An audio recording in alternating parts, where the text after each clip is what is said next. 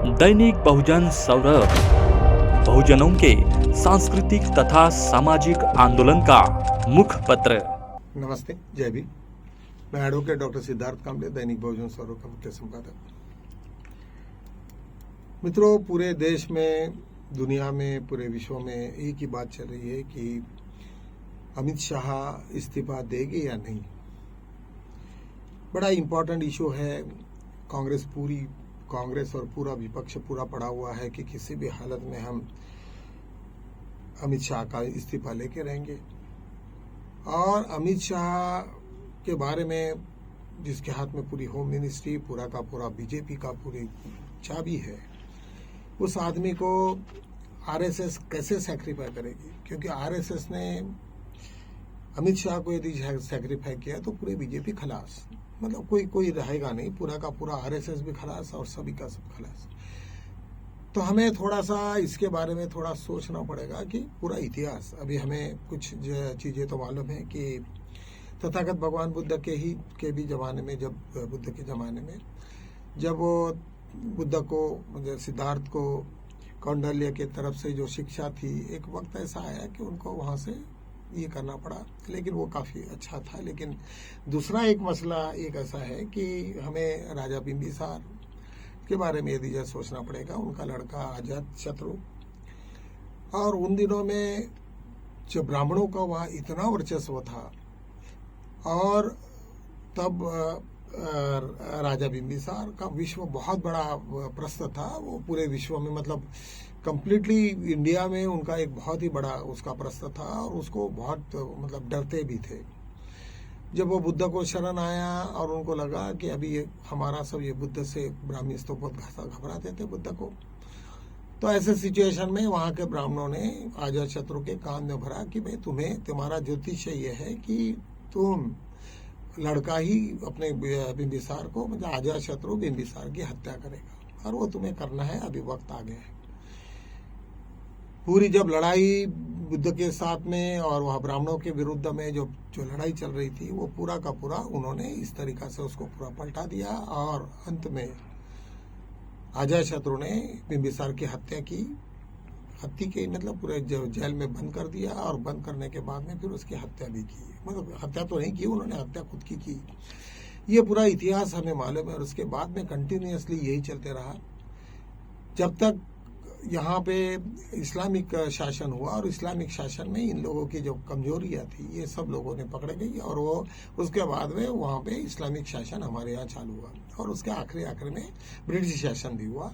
जो ब्रिटिश शासन ने ये सब चीज़ों के ऊपर में ध्यान न रखते हुए, उन्होंने मैक्सिमम पूरा जो भी रहा, वो सब दलित, आदिवासी, इन सब लोगों को थोड़ा, जितना भी एजुकेशन का प्रवाह था, एजुकेशन का जो बढ़ोतरी थी, वो ब्रिटिश काल में हुआ।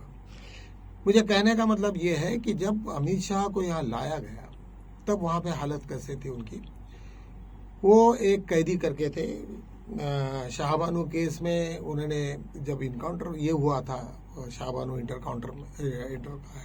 मतलब काउंटर, इसमें जब वो उनको उसमें उनका हाथ था, और उनको वहां से तड़ीपार करके भेजा गया था। पूरा का पूरा केस बॉम्बे में था, और ऐसे सिचुएशन में बीजेपी और आरएसएस को ऐसा लगा कि हमें ऐसा आदमी चाहिए जो क्रिमिनलिटी और हर चीजों से पूरा सक्षम हो। पढ़ा लिखा नहीं हो तो चलेगा, पढ़ा लिखा भी नहीं चाहिए, क्योंकि वहां पे जो भी लोग आरएसएस के लोग काम बताएंगे, वो काम उनको करना है।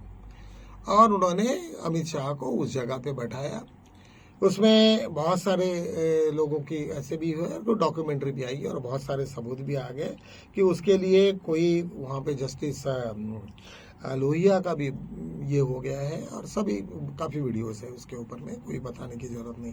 लेकिन इसके बावजूद आरएसएस ने कभी नहीं किया। आज 12 साल से जिनकी सत्ता है, और केवल एंड केवल अमित शाह की वजह से आज आरएसएस और ये सब प्रोटेक्टर है। और तुम्हें लगता है कि ये आरएसएस इतनी आसानी से अमित शाह का ये बलि देंगे? उसका कभी नहीं होगा। और ये फिर भी ये जेएनजीज और इन लोगों की जो ताकत है, ये देखने के बाद में, और जनसैलाब इस तरीका से उभरा कि जिसके वजह से उनको लगता है कि अभी मोदी और शाह की कुर्सी अभी खतरे में है। ऐसे सिचुएशन में फिर भी मुझे लगता है कि आखिरी के दम तक वो आरएसएस लड़ाई करेगी और आखिर तक ये देश के टुकड़े भी हो जाए तो भी चलेगा, लेकिन वो किसी भी हालत में अपने आप को सरेंडर नहीं करेंगे। क्योंकि इसलिए नहीं करेंगे कि आरएसएस यदि ये कुर्सी छोड़ देती है तो सब के सब जेल में जाएंगे। हजारों क्राइम्स उन्होंने किए हैं, उनका पूरा 12 साल और उसके पहले भी इतने क्राइम्स किए हैं कि उसमें वो बचेंगे नहीं। और जब वो अंदर जाएंगे, वो सबसे डरपोक कम्युनिटी है। और राहुल गांधी बार बार कहते हैं कि भाई बीजेपी के लोग डरपोक हैं, मोदी डरपोक है। अभी यहाँ दो सिचुएशन हो जाते हैं कि मोदी तो पूरे सरेंडर हो गए। उन्होंने जिस तरीका से वो रील बना के वो भेज रहे, उससे ये साबित हो रहा है कि वो मोदी के और शाह के बीच में जमीन आसमान का अंतर है। मोदी थोड़े डर के लोगों को, थोड़ा उनको जो भी स्क्रिप्ट लिखे दे रहे हैं, वो आरएसएस से बिल्कुल उनका कुछ मैच नहीं हो रहा। यही नहीं तो अमित शाह से भी बिल्कुल मैच नहीं हो रहा। और मुझे लगता है कि अमित शाह ने पिछले वक्त जो डॉक्टर बाबा साहब अम्बेडकर के ऊपर में जो टिप्पणी की थी, उसके बाद में भी उन्होंने माफी नहीं मांगी। जितना भी शोर शराबा हुआ और जितना भी संसद में जितना भी जो भी कुछ हुआ, लेकिन उनसे टस नहीं ना मस नहीं किया उन्होंने। तो मुझे लगता है कि वो इस वक्त किस तरीका से उसका वो ये होगा, जो भी राशि भविष्य वाले और ये सब उन्होंने कहा कि भाई अभी अमित शाह जाने वाले हैं वगैरह वगैरह वगैरह, लेकिन मुझे नहीं लगता कि अमित शाह इतने आसानी से छोड़ेंगे। वो चाहे कितने भी कत्लेआम हो, कितना भी लोगों के बलि जाए या कुछ भी हो जाए, लेकिन मुझे लगता है कि वो नहीं करेंगे। ये सब सिचुएशन मैं इसलिए बता रहा हूँ कि आज ये पूरा इतिहास है। और कई लोगों ने बोले कि अभी छोड़ेंगे, कैसे छोड़ेंगे? वो छोड़ के जेल में बैठेंगे सबके सब लोग, या देश छोड़ के भाग जाएंगे? ये संभव नहीं है। तो मुझे लगता है कि अमित शाह का इस तरीका से जो ये है आज प्रोटेक्टेड है, पूरी आरएसएस, ब्यूरोक्रेसी, एडमिनिस्ट्रेशन, ये पूरा का पूरा उनको घेरा है, जुडिशरी, इसके बीच में वो पूरे के पूरे प्रोटेक्टेड है। और इतने सारे इसको जैसे एक आधा ककून होता है और उसको पूरा का पूरा वो रेशम के कीड़े ने बंधा हुआ रहता है, वैसा ही अमित शाह अंदर में बड़ा है। उसको केवल इतना ही है कि उसको जब तक तुम गर्म पानी में बॉइलिंग वाटर में नहीं डालोगे तब तक वो कीड़ा मरेगा नहीं तो वो काट के बाहर आएगा और फिर अपना ब्रीडिंग चालू करेगा। तो ऐसे सिचुएशन में मुझे लगता है कि काफी एक जबरदस्त ये है, सबके सामने में चैलेंज है, आरएसएस को अपना कांग्रेस के सामने भी चैलेंज है। और वहाँ पे जो भी बजरंग दल हो या जो भी उनके जो अलाइड कुछ लोग हैं, वो उठपटांग काम कर रहे हैं, डराते हैं उन लोगों को। अभी पप्पू यादव ने जो कल शो किया, एक मिमिक्री किया और उसके ऊपर में चंदा चोरी के ऊपर में रहा, लेकिन पूरे के पूरे साधु लोग इकट्ठा होके उनके ऊपर में वार करने लगे। कुछ लोग गुंडे उनके आंख पे आए और जिस तरीका से घबरा के, लेकिन उन्होंने कहा हमें कोई घबराने की जरूरत नहीं। लेकिन सभी लोग सतर्क हो गए कि इस तरीका से जब भी कभी वार होगा तब आरएसएस किसी भी लेवल में जाएंगे और वो कुछ भी नहीं करेंगे। अभी पूरे के पूरे पुलिस डिपार्टमेंट में ये बताया उन्होंने कि भाई नहीं, ये तो अमित शाह के सिवाय तो कुछ होता नहीं, कोई किसी को इनकाउंटर करने के लिए। और जिस तरीका से लाठीचार्ज हुआ, जिस तरीका से अश्रु गैस हुए उसके लिए, और ये सब पैलेट बुलेट जो चले वहाँ पे, ये सब के पीछे में अमित शाह के अलावा कोई है ही नहीं। लेकिन अमित शाह चुपचाप बैठे हैं, कुछ दिनों के बाद में हॉस्पिटलाइज हो जाएंगे। ये किसी भी सेशन में वो कुछ बिल निकालने वाले थे, वो तो रह गए। लेकिन ये विपक्ष को भी मालूम था कि जब तक हम दबा के रखेंगे तब तक इनका कुछ एक्टिविटीज नहीं चलेंगी।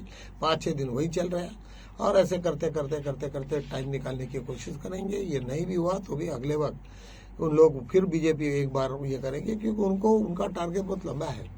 और कांग्रेस और पूरे लोग उनके जो अलाइड साइंसेस, मतलब ये इंडिया अलायंस के सभी लोग, उनको मालूम है कि यदि यार ये करें तो ये पूरी की पूरी पकड़ बैठा लेंगे करके। वो दीप के हो या कॉकरोच जनता पार्टी के सभी लोगों को ये मालूमात है कि किसी भी हालत में इस वक्त अपने को वार करना है और ये वार करने की पूरी तैयारी में है।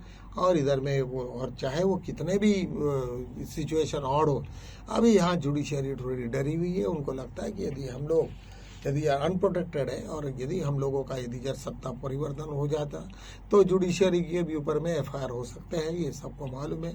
और ऐसे सिचुएशन में वो क्या करेंगे उसके बारे में तो अंदाज देना बहुत ही ये गलत है और मतलब ज्यादा हो जाएगा करके मुझे लगता है कि सभी लोगों ने इसके बारे में सोचना चाहिए कि किस तरीका से उनका ये होगा और उसमें कौन से वीकनेसेस अभी गवर्नमेंट को दिख रहा है। वीकनेस एक ही है कि मोदी थोड़े सॉफ्ट है, मोदी डर गए हैं। अमित शाह डरे नहीं है, लेकिन वो आरएसएस का पूरा शेल्टर पहन के हैं। अभी शायद मोदी थोड़े सॉफ्ट होने के चक्कर में डरपोक भी है थोड़े, तो मुझे लगता है कि ये आने वाले दिनों में शायद ये होगा।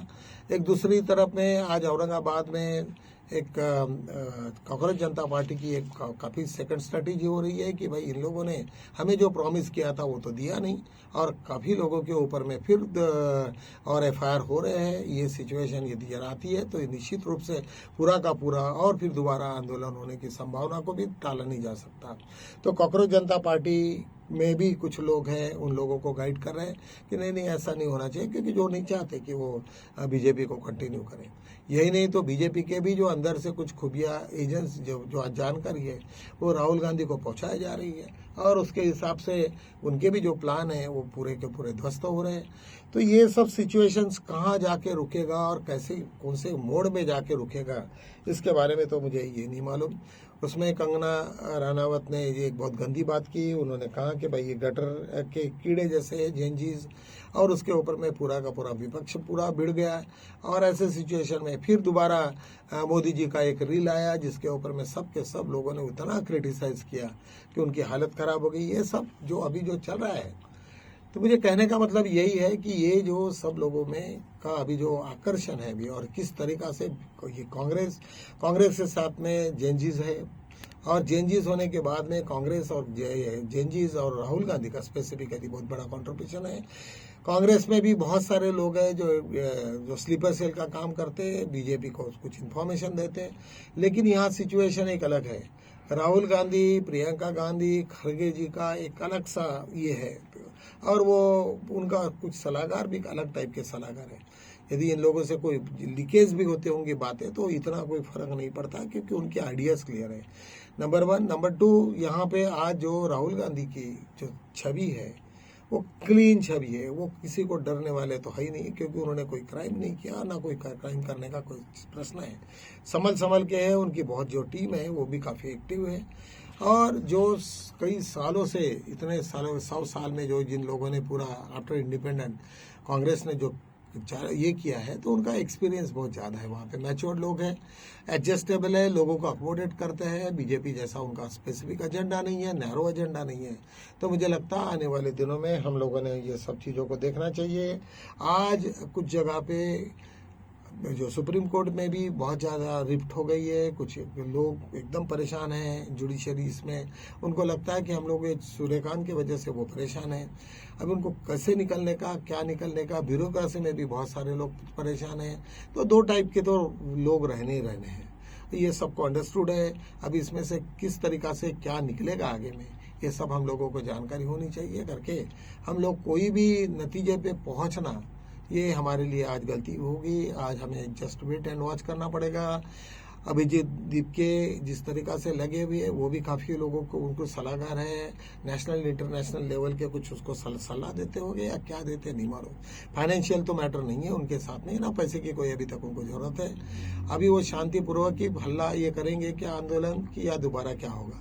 जिस तरीका से जंतर मंतर में जो कटड़े और जिस तरीका से अभी और उन्होंने मॉडिफिकेशन जो किया है, वो देखने के बाद में मुझे ऐसा लगता है कि बीजेपी पूरी की पूरी और अमित शाह पूरी आस्तीन तान के मतलब खोल के अभी बैठे हैं कि भाई अभी आने दो, हम लोग कुछ ना कुछ तो करेंगे। अभी क्या होगा तो नहीं मालूम, आने वाले दिन ही बताएंगे। लेकिन बीजेपी के साथ में जो अमित शाह के साथ में जो पुलिस थी और जो बाकी के लोग थे वो घबरा गए। उनको लगा कि यार ये, और मिलिट्री घबरा गई है, उनको लगा कि ये अपने को छू बोल देते और बाद में ये भग जाते। ऐसे सिचुएशन में मुझे लगता है कि अभी उनका मनोबल टूटा है। और जब भी कभी कोई किसी का मनोबल टूटता है, जब मिलिट्री उनको साथ नहीं देती, पुलिस उनके साथ में साथ नहीं देती, तो बड़े बड़े कितना भी बड़ा तानाशाह रहा वो तानाशाह हो जाता है। तो ये बात को सब लोगों ने ध्यान में रखना चाहिए, और उसके आगे की तैयारी के बारे में भी उन्होंने सोचना चाहिए। तो चलो आज हम यहीं पे रुकते हैं। हमने जो भी हमारी जो बात थी हमने आप लोगों के ऊपर में छोड़ी है कि आपको किस तरीका से ये वीडियो, मतलब हम मेरी बात कितनी पसंद तो आती है, नहीं आती है, ये हम लोग सब लोगों ने अपने कमेंट्स करना चाहिए, अपनी भी राह रखनी चाहिए। जो मैंने कहा वो बराबर है नहीं है, और एक दूसरे के साथ में जब तक हम एक्सचेंज नहीं करेंगे तो हम आपस में अब डिस्कशन नहीं होगा। हम लोगों ने, कम से कम आम्बेडकराइट लोगों ने इसके ऊपर में डिस्कशंस करना चाहिए, अपने व्यूज़ रखने चाहिए।